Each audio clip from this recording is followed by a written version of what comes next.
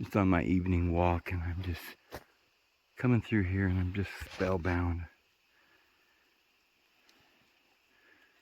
with the beauty here. I just walked through some just magnificent beauty, and I was just imagining if I owned that land. I don't think in my heart I mean own, but if that was my home area, you know, if I really wish there was other, you know, family-like people up here to own this whole area, this whole mountain. I don't think I've ever seen a more beautiful place, you know, than this. This is the top, and I don't know specifically how beautiful this might be right where I'm at, but it's like a garden to me. These big yucca flowers just blooming everywhere. Yeah.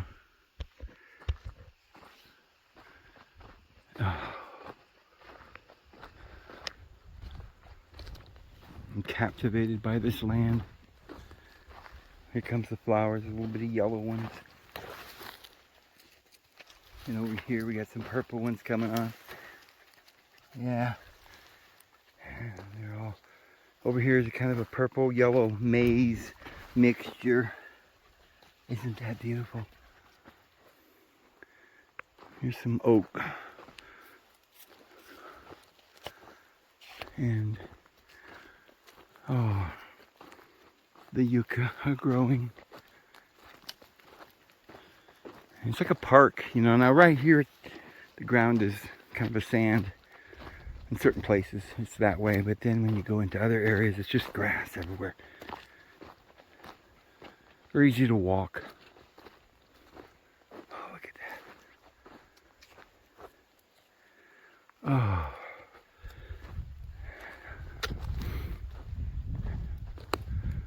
It's like the altar in the middle of the room, you know? The yucca. The sun's gone down. It's kind of, the flowers have kind of turned their little petals down towards the ground to sleep tonight.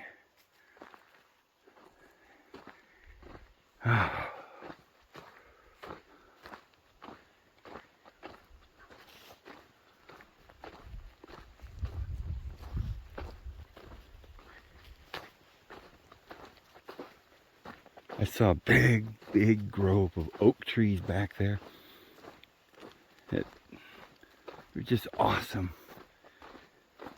Just beautiful.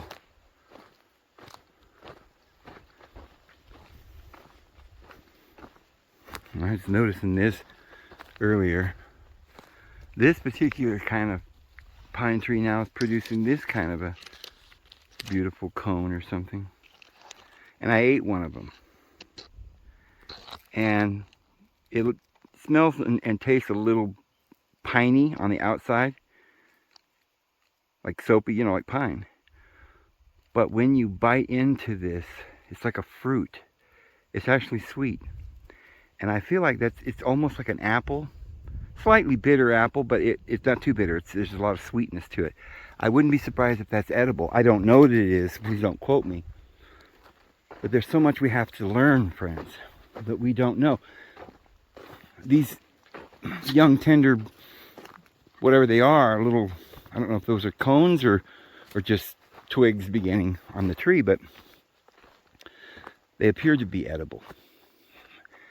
And these various kinds of trees have fruit all over them, and yet we don't know what to eat. We're starving. I mean, you know, I had a revelation, and this goes along with what I'm saying here. They say people are starving here or there. Well, they did not have trees and grass, and you say, oh yeah, but it's desert down there where some of these people are starving. It's desert. No, that's not why. Every country has deserts and forests and jungles and everything, and there's food everywhere, even in the deserts. I mean, you can, some of the best places to live where there's all kinds of food everywhere is the deserts. I've shown you guys that. But here's one that will just blow your mind. I think it really unveils some of the false things that people have said that we just swallow hook, line, and sinker, and we don't ever think about it. We assume of all these wise sayings that we've heard are truthful, and they don't even make sense to the conscious, critical thought of our brain.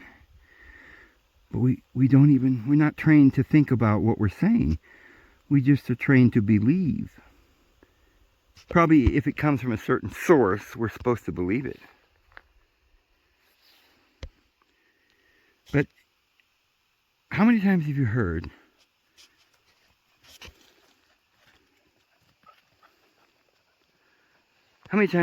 that black people are black because they live in Africa, and the climate there made their skin black because they were out in the sun all the time? And they developed, nature gave them more melatonin. And white people are white because they're in the north, places where there's some snow. So maybe they didn't get as much sun, so they didn't need the melatonin, so they didn't have black skin. Friends, I want to prove to you that that is not only wrong, but that we should have thought about it before we went around repeating stuff like this. Think about this. All of Africa is not a desert. Lake Victoria is a rainforest. There's mountains. There's places like Idaho there, and there's vegetation everywhere. So if there's vegetation, they certainly have rain and clouds to cover. What is it, hotter in Africa than it is in China or the United States? The United States is in an area where the sun gets pretty hot, and there's deserts here too. Okay, but we aren't black. How many generations of white men have to live here before we start turning black? There's high mountains in the Rockies. There's low valleys. There's jungles down in Louisiana and the swamp, and all kinds of climate in between. And the people that lived here, they had a particular ethnicity or an appearance. Many of them looked a little Asian, probably because they came over the Bering Strait from Japan. Ever wondered about that? So they migrated here. They had maybe a brown skin. Some of them were lighter, some of them were a little darker, but it was, I would say, brown maybe. Why didn't they get all the way black? Right? Oh, maybe because they came from Japan? No, because the same, what they call Mongoloid or Chinese or Oriental peoples that live all the way down from Japan through Korea, down through Vietnam, the Philippines, Indonesia. I mean, there are lots of similarities. And some of them, that are darker skin, like in India. It's hot in India. They have very dark skin. But there's also big, huge mountains. In the Himalayas, where it's freezing cold and snow, just like the United States. We have deserts, we have mountains. So the ridiculous attitude that all Africans, from South Africa all the way up to the Horn of, Gibraltar, Morocco, they all have to be dark black because of the fact that there's a lot of sun in Africa. It's a big hoax. And I just thought that was just mind-blowing, because I don't think I had repeated that myself. I was so brainwashed. I had repeated that before myself, that they, I gave the old analogy of, this is my property right there on this side. This is my beginning of my property. property's right in here somewhere. Just over here a few feet, and it goes down to the bottom of this canyon. But, you know, I was saying, well, the black bear lives in an area in Canada and the United States where they don't have snow all the time. So they hibernate in the winter, so they don't need to be white. Their dark brown and black colors is more camouflage just for this look. Trees and mountains and red rocks and red dirt, and so they're a brown or a dark black, and that's because they live in that area. Now, if any of them genetically popped out white, that one would probably end up dying because this prey would see him. So the survival of the fittest. Now, if you go to Antarctic or the Arctic, you see only polar bears. You don't see any grizzly bears past a certain line. So we surmise that because the white bears could camouflage in the snow, they were able to eat, and all the black ones died. All right, that makes sense as well. And that's the truth. Then white people must have lived at the North Pole for such a long period of time that genetically they evolved into white because they didn't get enough sun. It would have taken thousands of years. We would have had them in a small group of people that came from the snow, where we wouldn't have had any, because the polar bears don't live anywhere where the snow ever goes away. They only live in areas where it's always snow, at the poles, the Arctic. Anytime there's winter and summer, they turn brown because during the winter they hibernate. So if humans never got sunshine, you might, you know, they might develop lighter skin over a period of time. But the thing of it is Alaska, when the snow goes away, the sun comes out pretty good this summer, and people do get a lot of sunshine. And when the sun shines in winter, it reflects off the snow, and you get lots of sunshine. There's plenty of sunny days. It's a desert in the Arctic. The cold weather is not going to stop your skin from receiving. Of course, you say, well, the reflection of the sun is a different angle, and that may have caused it over thousands of years. Well, then that would mean that black people would have to live only at the equator, because the angle of the sun would be one there, and it would be different at either pole. So maybe, you know, that might make some sense, except, like I said, it's not true that black people only live at the poles.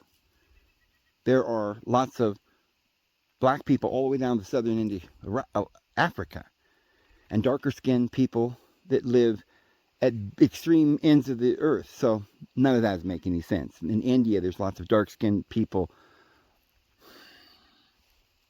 That doesn't make sense. We've been lied to. Anyway, that's all I got to say about that.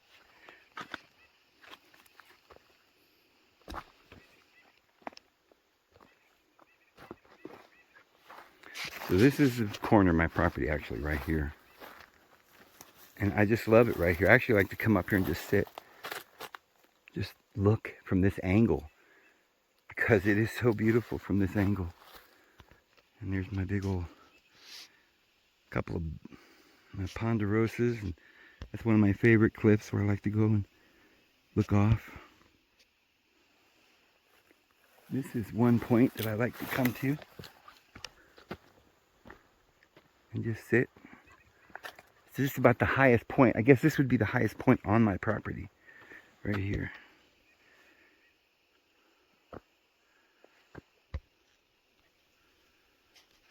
And on a clear day like this, you can see all the way to Arizona.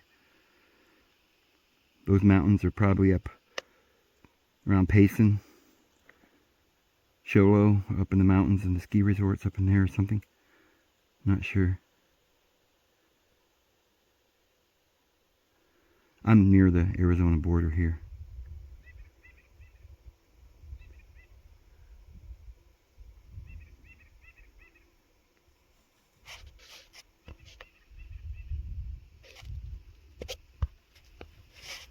Here's where we went the other day to go to the cliffs. On one of the days. The other time we went up this way. We went all the way over there. There's some bigger cliffs up in that up area.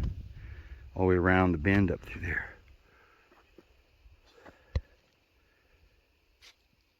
A little bit of rain that way. Just a little bit of rain over there coming down. It sprinkles here and there once in a while. Keeps things green. It's like a little sprinkler comes on every few hours and keeps some of the grass growing. I think June, July, we start getting monsoon rains, and then that's what makes these trenches where the water will run down the hill. And when that happens, I don't drive out of here until the rain stops, and I have to wait about an hour or two. And then I can drive again, because this is a lot of this is sand, and the water just soaks in. So if it weren't for the fact that all the water just soaks in the ground, we'd have lots of groundwater here. We get lots of rain. Every month of the year, there's lots of rain. So if you catch the water, you have plenty of water here. You could get hundreds of gallons of rainwater if you could catch it, which we're going to do. We're going to work that out here pretty soon. I mean, I have access to very, very cheap, deep well water here.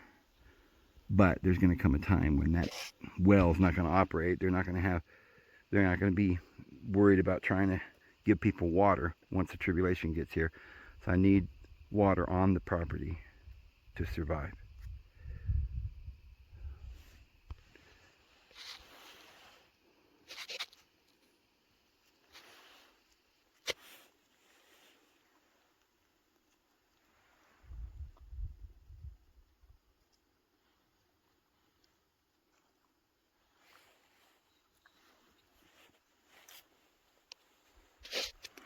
Let's go down.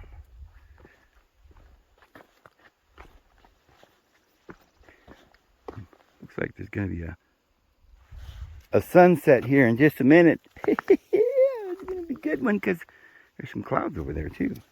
I have a feeling about this one. Alright, so we can step down without falling. I like this little spot. It's like you could sit right here, and it's almost like if you wanted, it's like an altar. Like in ancient days, they made this like an altar where you could put the offerings and then light the fire. And whew, I'm just kidding. No rituals or ceremonies out here, friends. Oh, I love it. Love it, love it, love it. And then over here, I'll show you where I come. Where I'm going to load this video here tonight, here in just a minute. This will be the second video I'm going to put up today. I finished another video earlier. But when I want to load it, I don't get that good of reception down there where at camp.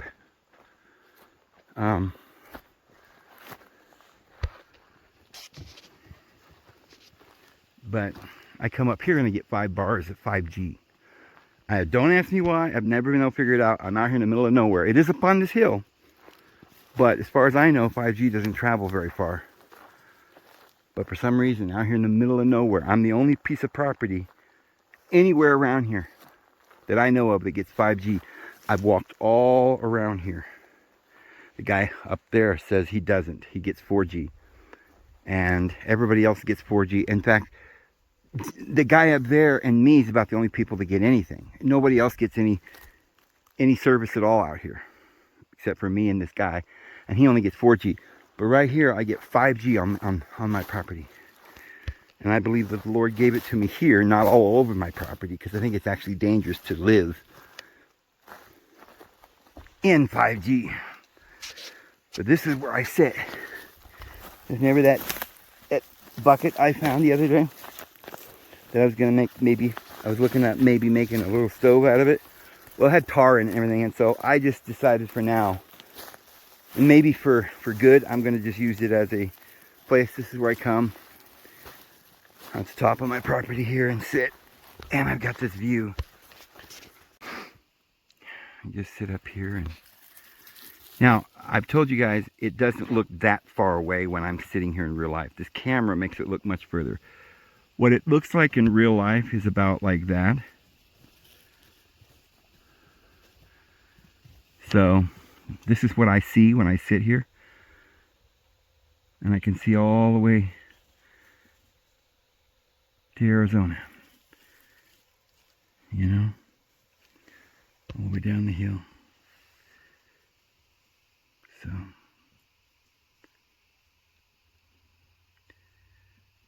I'll sit right here and load this.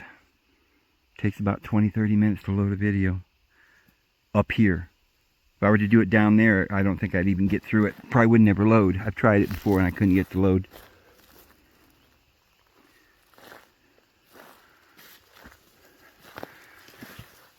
Okay, that sun gonna set now. Is it getting close? Kinda. I'll come over here. This is a little rock where I usually sometimes will sit. If I'm over here, I can stand on this rock and watch the sun go down. Starts off yellow. Oh, dogs heard something down at the camp. They're gonna go make sure everything's all right with camp. They are protectors. They'll be back in a second. Oh, before that sun goes down, let me tell you another story. Remember the guy that, well, we won't say who, but anywho, this is my property.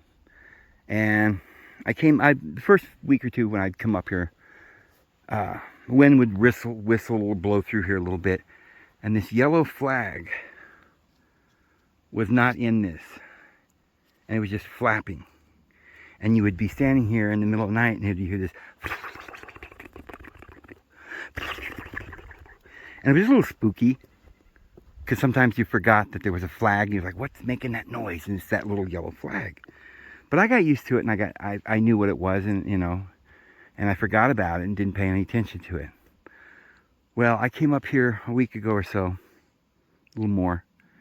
And it was like that. Now, of course, that didn't happen by accident, did it? No, somebody carefully put that there. And why would they do that? Because they were annoyed with the noise. Well, who would be annoyed with this? Unless they were standing here for a period of time, enjoying the view. Well, this is my property. And like I said, I've owned it now for 2 months. And this happened a week and a half ago. So who was up here on my property? Up on this cliff, standing perhaps on the cliff looking down on me in the middle of the night. What were they doing up here? Probably standing up here saying a prayer, so I'm not really worried about it. But it was a little eerie thinking about somebody having been up here. And I think I know who it was, so I'm not really too worried about it. But it is, you know, a little unnerving sometimes to think, well, I wonder if somebody's up on top of the cliff up here looking down, you know, watching you while you're down there at the campfire, you know. Oh,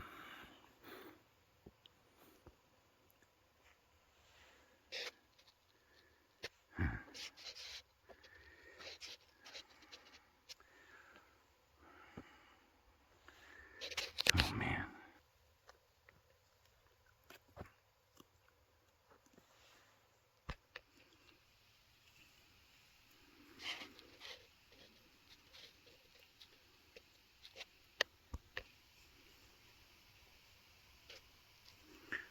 I put a video up on my Facebook today that I think was very interesting. I'd heard people say that you should get out early in the morning and watch the sun rise. I've heard people talk about that as a spiritual experience. It's something that you literally need to do as a spiritual experience. And I felt that. I felt what they were saying was true, but I never really knew why exactly. I thought maybe circadian rhythms or something. But I wasn't, you know, I didn't sit and think and dwell on it. I didn't have any real revelation on it. But this morning, or sometime today, I saw a video, put it on my Facebook. The guy was explaining why you must get up in the morning. And the first thing you should do is look at the sun, even if there's clouds. Look not at directly if the sun's directly in the sky, but because you can blind yourself. Of course, probably you wouldn't be able to blind yourself because it'd be too painful to look into the sun anyway. But you can look somewhere, directly into the sun for a split second or so, if it's at the horizon, like I am right now. I'm looking into the sun. Of course, it's also covered by some of the clouds. But that's supposed to be very, very good for you. And what it does is it triggers something in your body that he explained all the things it triggers in this video. If you go to my Facebook, it's like these rhythms, and it opens up certain glands and gets certain chemicals moving to get your day started. And for people who get up too late and then they go out, it breaks their rhythm. And so all of these, this opening, this blooming that we should do when we wake up in the morning, we have to come from sleep, and then our body has to adjust to moving around and getting something in the digestive and so forth, and maybe something to drink. But to get the ball running, we do need the sunshine. It is just imperative that we get sunshine every day, beginning at the time that you're supposed to get it. It's very important to the whole process. The timing, you're supposed to get up with the sun. The sun doesn't wait for you. That's when the day begins. That's when work begins. Look at that sun coming through.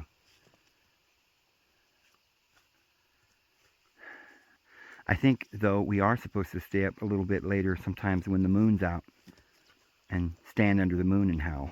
I really do believe that.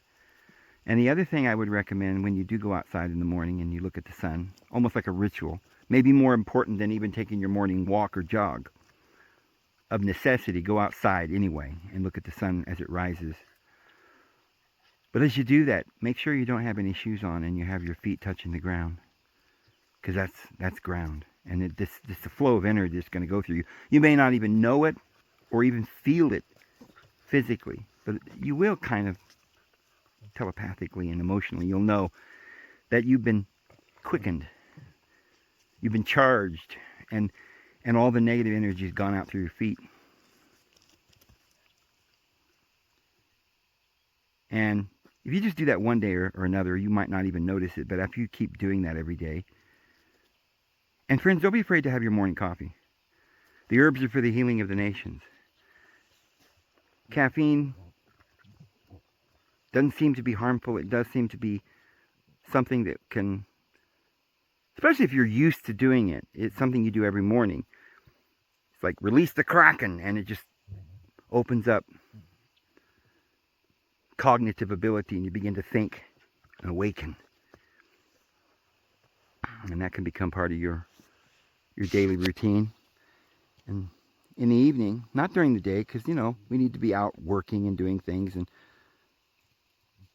playing and but sometimes in the evening it's good to just sit down with the friends and family and play the guitar and sing, talk, cry together, tell everybody about our day, sympathize and listen, learn how to get along and talk to people, become one, to communicate. And while we're around that fire dancing, I think we should imbibe on the holy herb, whatever kind grows near you. No, I don't think you should abuse it and just lay around all day and, in rapture. I think we have things we have to do every day that we need to do.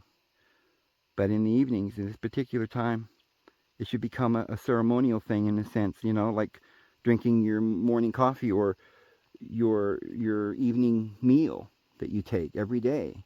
It's necessary that you get it on a regular basis, and I think that the mind food must be served on a regular basis. I don't believe the body can survive without food in this world. And neither do I believe that this consciousness does very well without being fed from the higher herbs and the cannabinoids and opioids and various other phytochemicals and polyphenols and whatever else lurks in the Lord's bag of healthy tricks. Well, that sun's just about ready to go down over the horizon. It should start turning orange and pink and going from yellow to orange.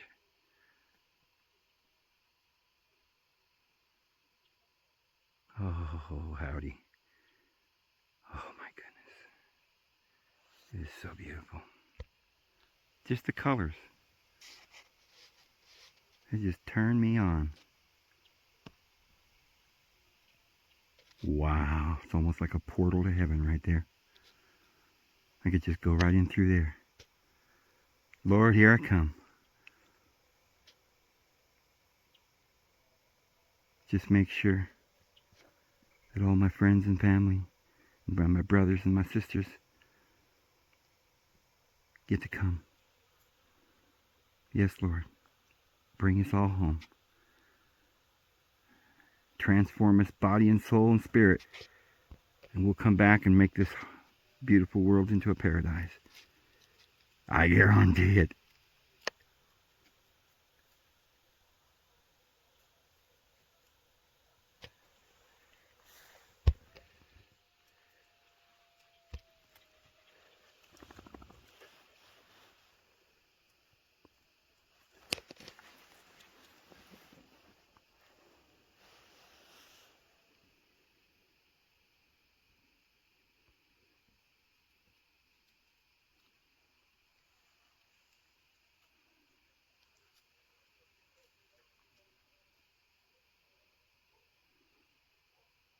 The sun still hasn't gone down. I still see it, even though it's below the trees. But it's right in between some trees, I guess. There, it's gone down, I think. Hallelujah. And amen. We'll see you guys tomorrow. Pray the Lord bless you. See you tomorrow.